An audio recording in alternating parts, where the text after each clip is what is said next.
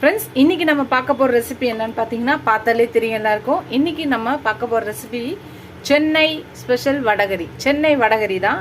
வாங்க இந்த ரெசிபியை எப்படி செய்யலான்னு பார்க்கலாம் வாங்க.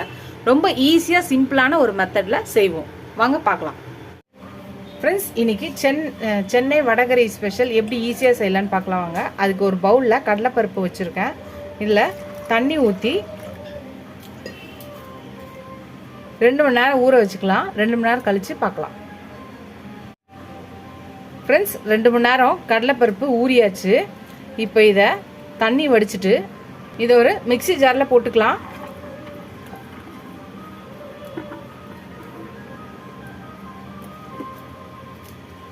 இதில் ஒரு 3 மிளகா, காஞ்ச மிளகாவும் 1 ஸ்பூன் சோம்பும் போட்டுக்கலாம்.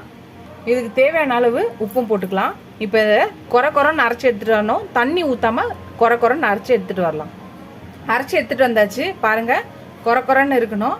தண்ணி ஊற்றாமல் அரைச்சிருக்கேன். இது ஒரு பக்கம் இருக்கட்டும். ஒரு பேன் வச்சுக்கலாம். அடுப்பு ஆன் பண்ணியாச்சு. கொஞ்சம் எண்ணெய் ஊற்றிக்கலாம். இப்போ நம்ம அரைச்சி வச்சுருக்கோம் இல்லையா, இந்த கடலைப்பருப்பை இதில் போட்டுக்கலாம். இது நல்லா இந்த எண்ணெயிலேயே ஃப்ரை பண்ணிக்கலாம்.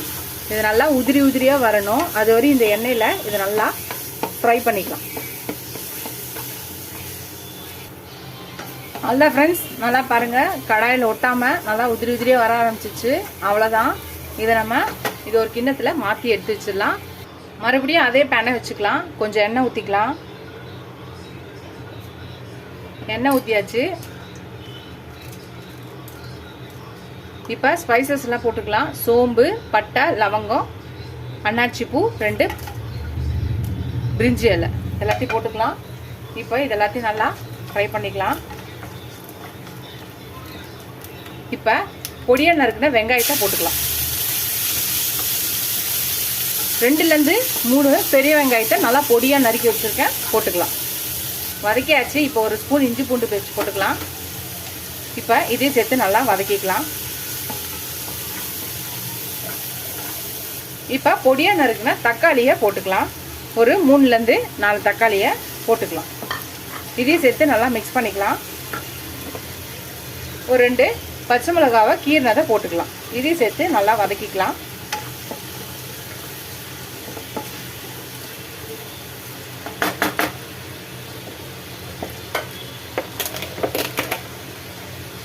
கொஞ்சம் கருவேப்பிலை போட்டுக்கலாம். கொஞ்சம் உப்பும் போட்டுக்கலாம். இப்போ இதையும் சேர்த்து நல்லா மிக்ஸ் பண்ணிக்கலாம்.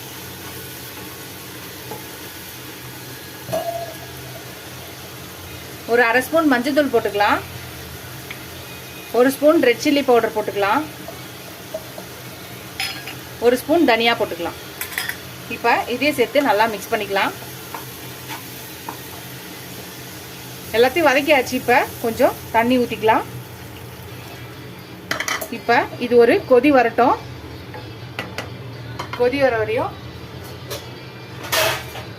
மூடி போட்டு ஒரு 2 நிமிஷம் கொதிக்கிட்டோம்.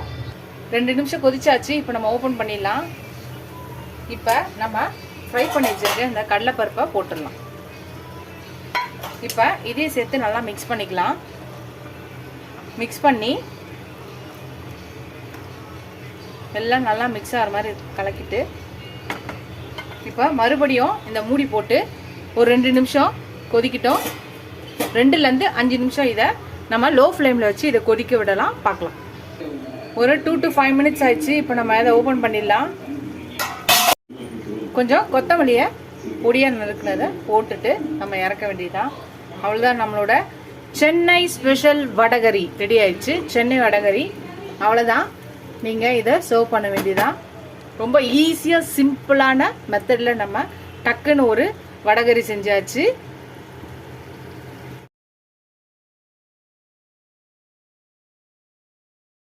ஃப்ரெண்ட்ஸ், நம்ம வடகரி ரெடி ஆயிடுச்சு. நம்மளோட சென்னை வடகரி ரெடி ஆயிடுச்சு.